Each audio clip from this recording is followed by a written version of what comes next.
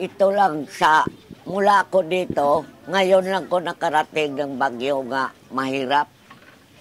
Mahirap ang lakas-lakas. Ang daing nga nasisira, lahat ng bahay. Ito lang ang bahay namin nga mayroong nakatayo. Tumakbo na lang kami kasi sabi takbo kayo, ang dagat baka lalaki.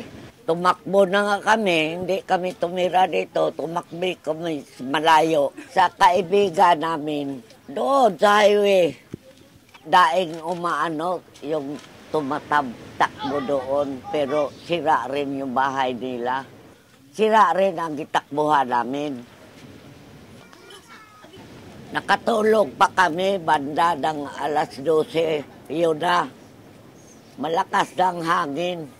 Ang lakas sa hangin yung banda na umaga. Yun, lumilipad na yung mga atip.